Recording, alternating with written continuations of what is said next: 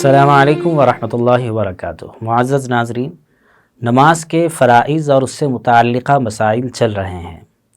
بہت سارے مسائل پچھلی ویڈیوز میں آئی ہیں، جس کا دیکھنا اور اس کے مسائل کو دوسروں تک پہنچانا ایک مسلمان ہونے کی حیثیت سے ہماری ذمہ داری بھی ہے۔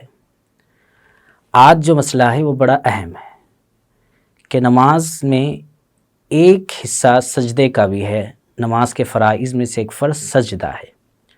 سجدہ کرنے میں لوگ اپنی پیشانی، ہاتھ اور گھٹنے تو ٹیک دیتے ہیں زمین پر، لیکن بعض مرتبہ ایسی غلطی ہو جاتی ہے کہ جس سے ان کے پیر زمین پر ٹکے ہوئے نہیں رہتے۔ تو کیا اگر زمین پر پیروں کی انگلیاں ٹکی ہوئی نہ ہوں سجدے کی حالت میں تو نماز ہوگی یا نہیں ہوگی؟ اس سلسلے میں علماء نے یہ بات لکھی ہے کہ اصلاً تو سجدے کے صحیح ہونے کے لیے سجدے کی حالت میں پیروں کی انگلیوں کا زمین پر ٹکنا ضروری ہے۔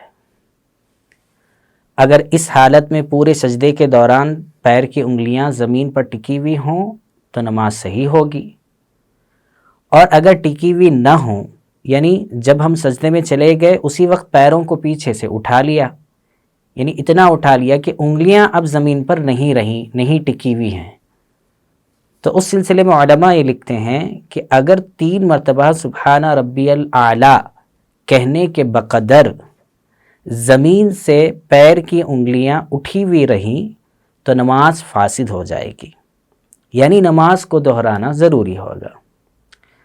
اور اگر پہلے سے زمین پر انگلیاں ٹکی ہوئی تھیں لیکن درمیان میں کسی وجہ سے اٹھا لی گئیں، یا تو دونوں پیر کی یا پھر کسی ایک پیر کی، لیکن وہ جو ہے 3 مرتبہ سبحان ربی الاعلیٰ کہنے سے پہلے جتنا وقت اس کو کہنے کے لیے لگتا ہے اس سے کم وقت میں اس کو پھر زمین پر ٹکا دیا، تو ایسی صورت میں نماز تو ہوگی لیکن مکروہ ہوگی۔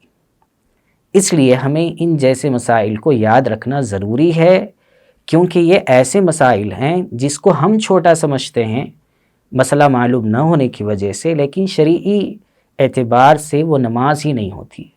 اب نہ جانے ہم میں سے کتنے لوگ ایسے ہیں جن کے یہاں یہ غلطی نماز میں ہوتی رہتی ہے اور ان بیچاروں کو یہ بات معلوم ہی نہیں ہے۔ اس لیے مسائل کو معلوم کرنا، نماز کے فرائض کیا ہیں، نماز کے واجبات کیا ہیں، اور اس کو جان کر عمل کرنا تاکہ ہماری عبادتیں صحیح طور پر انجام پائیں۔ ہم یہ مسئلہ دیکھ سکتے ہیں در مختار والیوم نمبر 2 پیج نمبر 180 پر۔